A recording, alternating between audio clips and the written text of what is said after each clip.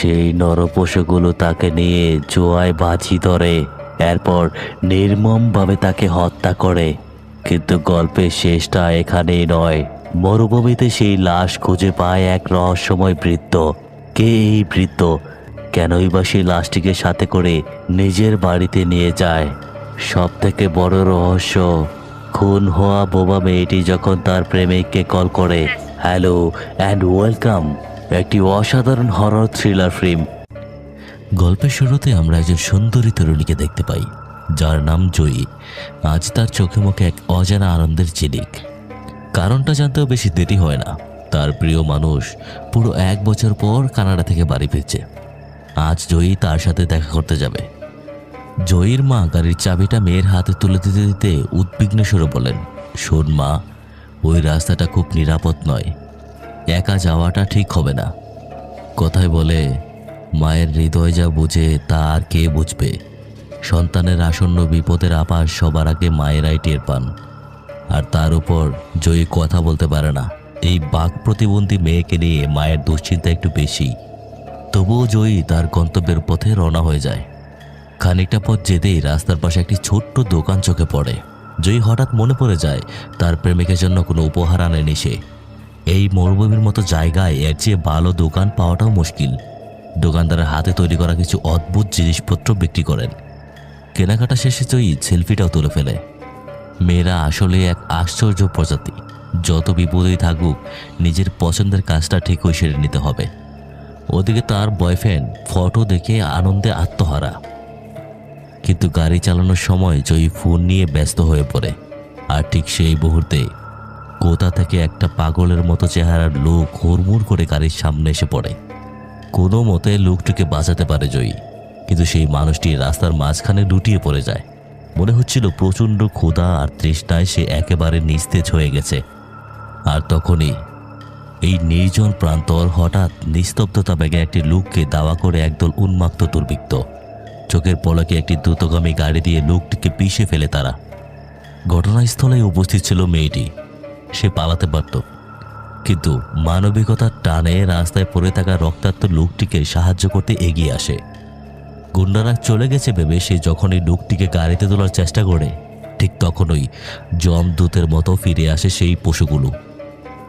মেয়েটি কিছু বুঝে ওঠার আগেই তৃষ্ণার্ত ও আহত লোকটিকে পশুর মতো নির্মমভাবে হত্যা করা হয়।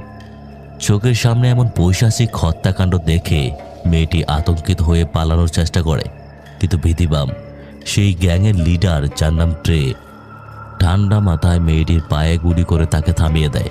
এরপর শুরু হয় নরক যন্ত্রণা। মেয়েটিকে তাদের গোপন স্থানে নিয়ে গিয়ে কাঁটাতার দিয়ে বেঁধে ফেলা হয়। শুরু হয় অমানবিক নির্যাতনের এক অধ্যায়। অন্যদিকে মেয়েটির প্রেমিক বারবার তাকে ফোনে না পেয়ে অস্থির হয়ে ওঠে। ফোনে শেষ পাঠানো ছবিটি একটি অস্পষ্ট সাইনবোর্ড দেখে সে বিপদের আঁচ পায় এবং পুলিশের দ্বারস্থ হয়। কিন্তু সে জানে না সময়ের কাঁটা তার বিপক্ষে ঘুরছে। আস্তানার ভেতরে তখন চলছে পাশবিক উল্লাস। মেয়েটির পরিণত হয়েছে তাদের ভোগের সামগ্রীতে। চার দেয়ালের মাঝে ঘুমড়ে মরে তার অবাধ্য আর্তনাদ। ট্রে তখন ক্রুশ হাসে খেলে বলে, চিৎকার করে লাভ নেই সুন্দরী, এই এলাকায় অঘোষিত রাজা ছিল আমার দাদা, আর তার মৃত্যুর পর আমি এখানকার ঈশ্বর। আর ওই যে দেখছো মৃত মানুষের কাটা মাথাগুলো, ওগুলো আমাদের ট্রফি। তাই বাধা দিও না, চুপচাপ সহ্য করো, তাহলে হয়তো মৃত্যুটা কম যন্ত্রণা হবে। জানা যায় ট্রের দাদা ছিল এক নিষ্ঠুর ব্রিটিশ সৈনিক, যে স্থানীয় আদিবাসী হত্যা করে তাদের মাথা সাজিয়ে রাখত। ট্রে আজ সেই রক্তের উত্তরাধিকারে রক্ত বহন করে চলেছে। ট্রে তার দলের সামনে এক ভয়ানক প্রস্তাব রাখে, চলো একটা খেলা খেলি, আমাদের মধ্যে যে জিতবে সেই এই মেয়েটিকে খুন করার সুযোগ পাবে। জ্যান্ত এবং অল্প বয়সী কাউকে খুন করার মতো এক অদ্ভুত নেশা আছে। ওদিকে পাশের ঘর থেকে নিজের মৃত্যুর নীল নকশা শুনতে পায় মেয়েটি। দেয়ালে পিঠ ঠেকে গেলে মানুষ যেমন মরণ কামড় দেয়, মেয়েটিও তাই করল। শরীর সমস্ত শক্তি দিয়ে কাঁটাতারের বাঁধন ছিঁড়ে সে পালানোর চেষ্টা করে, কিন্তু ভাগ্য যখন সহায় থাকে না, তখন পালানোর সব রাস্তাই বন্ধ হয়ে যায়। জুয়ায় জিতে যায় ট্রের এক ফ্রেন্ড। সে হাতে তুলে নেয় একটি চকচকে ধারালো ছুরি। মেয়েটি তখন নিরুপায়, কিন্তু পেছন থেকে জাপটে ধরে একের পর এক আঘাত করে তার শরীরে। রক্তে ভেসে যায় মাটি, এক নিষ্পাপ প্রাণের করুণ সমাপ্তি ঘটে। যা তাকে দেয় এক পৈশাচিক তৃপ্তি। দৃশ্য পাল্টায়। পরদিন সকাল, সেই বৃদ্ধা দোকানদার যার কাছ থেকে মেয়েটি তার প্রেমিকের জন্য উপহার কিনেছিল, সে তার পোষা কুকুর নিয়ে মরুভূমিতে হাঁটছিল। হঠাৎ কুকুরটি বালির নিচে কিছুর গন্ধ পায় এবং অস্থির হয়ে ওঠে। আর তখন মাটি সরাতেই বেরিয়ে আসে মেয়েটির নিথর দেহ। বৃদ্ধ হতভম্ব হয়ে যায়। এ তো সেই মেয়েটি, গতকাল তো তার দোকানে এই এসেছিল। কে করলো এমন সর্বনাশ? বৃদ্ধ মেয়েটির লাশ নিয়ে নিজের আস্তানায় ফিরে যান। আর এখানে গল্পের মোড় নেয় এক নতুন দিকে। জানা যায় এই বৃদ্ধ কেউ সাধারণ কেউ নয়, তিনি সেই আদিবাসী সম্প্রদায়ের বংশধর যাদের নির্মমভাবে হত্যা করেছিল ট্রের দাদা। আর শুরু হয়ে যায় গল্পের মূল টুইস্ট। মেয়েটিকে বাঁচানোর জন্য বরং প্রতিশোধের অস্ত্র হিসাবে ব্যবহার করার জন্য বৃদ্ধা শুরু করেন এক নিষিদ্ধ ব্ল্যাক ম্যাজিক বা তান্ত্রিক সাধনা। মৃতদেহকে ঘিরে চলতে থাকে আদিম মন্ত্রপাঠ। হঠাৎ প্রকৃতির নিয়ম ভেঙে সেই প্রাণহীন দেহটি শূন্যে বাঁচতে শুরু করে। মৃতদেহের ভেতরে প্রবেশ করে এক অতৃপ্ত আত্মা। মরুভূমির নিস্তব্ধতা ভেঙে শোনা যায় এক হাড় হিম করা চিৎকার। সে আর সাধারণ মেয়েটি নেই, সে এখন প্রতিহিংসার আগুনে জ্বলা এক জীবন্ত অভিশাপ। রাত গভীর। শহরের এক সস্তা হোটেলে আশ্রয় নিয়েছে জয়ীর বয়ফ্রেন্ড। উৎকণ্ঠায় তার চোখে ঘুম নেই। অন্যদিকে জয়ীর অতৃপ্ত আত্মা এখন উন্মুক্ত। শহরের রাস্তায় নিঃশব্দে ঘুরে বেড়াচ্ছে সে, প্রতিশোধের নেশায় মুগ্ধ এক ছায়ামূর্তি। হঠাৎ একটি পাবলিক বুথ থেকে সে তার বয়ফ্রেন্ডকে কল করে। ফোনের ওপাশ থেকে পরিচিত রিংটোন বেজে ওঠে। বয়ফ্রেন্ড ফোনটা রিসিভ করতেই ওপাশ থেকে বেশি আসে এক নারী কণ্ঠ। এক মুহূর্তে যেন সে থমকে যায়, বিস্ময়ে হতভম্ব হয়ে পড়ে। কারণ জয়ী তো জন্ম থেকেই বোবা ছিল, আজ সে কথা বলছে কি করে? সে কাঁপা কাঁপা গলায় জানতে চায়, তুমি এখন কোথায় আছো? কিন্তু তখন জয়ীর কণ্ঠে তখন মায়ার বদলে বরফ শীতল গম্ভীর্য। সে শুধু বলে, সময় হলে সব জানতে পারবে, আমার এখন অনেক কাজ বাকি। এই বলে সে ফোন রেখে দেয়। লাইন কেটে গেলেও বয়ফ্রেন্ড বিস্ময় কাটে না। সে তৎক্ষণাৎ পুলিশের সহায়তায় ওই ফোন নাম্বারের লোকেশন ট্রেস করে এবং সেই জায়গার উদ্দেশ্যে রওনা দেয়। ঠিক সেই সময়ে জয়ীর নজরে পড়ে এক পুলিশ অফিসার, যেটি এর গ্যাংয়ের সদস্য এবং তার মৃত্যুর অন্যতম সহযোগী। ঘৃণায় এবং রাগে জ্বলে ওঠে জয়ীর চোখ। পুলিশটিকে অনুসরণ করে সে পাশের একটি বারে ঢুকে পড়ে। বারের আবছা আলোয় হঠাৎ মৃত বলে জানা মেয়েটিকে সামনে দেখে পুলিশটি আতঙ্কে পাথর হয়ে যায়। তার চোখ বিশ্বাস করতে পারে না, গতকাল যাকে নিজের হাতে কবর দিয়েছে সে আজ জ্যান্ত সামনে দাঁড়িয়ে। পরিস্থিতি ব্যাগতিক দেখে পুলিশটি কাঁপা হাতে তাকে গুলি করার চেষ্টা করে, কিন্তু জয়ী এখন আর সেই নিরীহ মেয়েটি নয়। তার ভেতরে বর করেছে এক মহাজাগতিক এক অশুভ শক্তি। গুলির পরোয়া না করে সে চাপিয়ে পড়ে। টেবিলে থাকা একটি মদের বোতল ভেঙে সে সজোরে গেঁথে দেয় পুলিশটির পেটে। পৈশাচিক আক্রোশে টেনে বের করে আনে নারী বুড়ি। রক্তে ভেসে যায় বারের মেঝে। কিছুক্ষণ পর মেয়েটির বয়ফ্রেন্ড সেই লোকেশনে পৌঁছে দেখে সেখানে পুলিশের ভিড়। তাকে জানানো হয় কিছুক্ষণ আগে এখানে একটি নৃশংস খুন হয়েছে। খবর পেয়ে ট্রে এবং তার দলবলও সেখানে এসে পড়ে। নিজেদের সঙ্গীর এমন বিভৎস লাশ দেখে তারা রাগে উন্মাদ হয়ে যায়। সবকিছু বুঝে ওঠার আগেই জয়ের বয়ফ্রেন্ড ট্রেকে দেখে এগিয়ে আসে। মেয়েটির একটা ছবি দেখিয়ে জিজ্ঞেস করে, এই মেয়েটিকে কোথাও দেখেছো? ছবিটি দেখে টের মুখটা ফ্যাকাশে হয়ে যায়, কিন্তু সে ধূর্ত। যেহেতু ছেলেটি জানে না তারা এই জয়ীর হত্যাকারী, তাই স্বাভাবিক থাকার অভিনয় করে সে বলে, দেখো ভাই, আমরা এখানকার স্থানীয়, আর এই মেয়েকে আমরা জীবনও দেখিনি, আর এরকম কোনো মেয়ে এই এলাকাতে নেই। কিন্তু নাছোড়বান্দা বয়ফ্রেন্ড জোর দিয়ে বলে, সে এখানেই আছে, একটু আগেই সে ঠিক এই জায়গা থেকেই আমাকে কল করেছিল। এই কথা শুনে ট্রে এবং তার বন্ধুরা একে অপরের দিকে তাকায়। তারা ভেবে ছেলেটি হয়তো শোকে পাগল হয়ে গেছে। মৃত মানুষ আবার কিভাবে কল দেয়? তাদের মধ্যে কথা কাটাকাটি শুরু হয়, এমনকি হাতাহাতি পর্যন্ত করায়। পুলিশ চলে গেলেও ট্রে এবং তার দলবলের খচখচানি শুরু হয়। ছেলেটা এত জোর দিয়ে কিভাবে বলছে যে মেয়েটিই কল করেছিল? তার চেহারা দেখে তো মিথ্যাবাদী মনে হয় না। তার উপর তার পুলিশ বন্ধুর এমন নির্মম মৃত্যু, কোথাও কি কোনো গোলমাল হচ্ছে? নিজেদের সন্দেহ দূর করতে পরদিন ভোরে তারা আবার সেই মরুভূমিতে যায়। বুক দরফরানি নিয়ে তারা মাটি করতে শুরু করে। আর সেখানে ঘটে আসল ধাক্কা। কবর শূন্য। সেখানে জয়ীর লাশ নেই। আতঙ্কে তাদের মেরুদণ্ড দিয়ে ঠান্ডা স্রোত বয়ে যায়। মেয়েটা কি কোনোভাবে বেঁচে গেল, নাকি তারা ভুল দেখছে? তারা নিজেদের সান্ত্বনা দেয়, হয়তো কোনো বন্য পশু তার লাশ তুলে নিয়ে গেছে। আজকের সব ঘটনা হয়তো শুধুই কাকতালীয়, কিন্তু মনের ভেতরে গভীর ভয় বাসা বাঁধে। তারা পুরোপুরি নিশ্চিত হতে পারে না। শেষমেশ তারা সিদ্ধান্ত নয় এখানে থাকা নিরাপদ নয়। কিছুদিন গা ঢাকা দিয়ে দূরে কোথাও চলে যাওয়াই বুদ্ধিমানের কাজ। নিরাপত্তা খুঁজতে তারা যে যার মতো ব্যাগ গুছিয়ে পালানোর তোড়জোড় শুরু করে, কিন্তু নিয়তি তাদের পেছন ছাড়েনি। দলের এক সঙ্গীকে লক্ষ্য করে জয়ীর আত্মা একের পর এক প্রতিশোধের তীক্ষ্ণ তীর ছুড়ে নির্মমভাবে হত্যা করে তাকে। সঙ্গীর এই অস্বাভাবিক মৃত্যুর খবর পেয়ে বাকি গুন্ডারা আরও আতঙ্কিত হয়ে ওঠে। তারা বুঝতে পারে পালিয়ে বাঁচা সম্ভব নয়, তাই নিজেদের রক্ষা করা এবং সমস্যার সমাধান খোঁজার জন্য তারা আবার একত্রিত হয়ে নতুন পরিকল্পনা আনতে থাকে। অন্যদিকে জয়ী দেখতে পায় তার পুনরুজ্জীবিত নৈশ্বর দেহে পছন্দ হতে শুরু করেছে। সে তো আর সাধারণ রক্তে মাংসের মানুষ নয়, তার শরীরে রক্ত সঞ্চালনও স্বাভাবিক মানুষের মতো নয়। সে কিছুতেই তার সুন্দর রূপ নষ্ট হতে দিতে চায় না। এই সমস্যার সমাধান খুঁজতে সে সেই বৃদ্ধার কাছেই যায়। তিনি তাকে বাঁচিয়েছেন।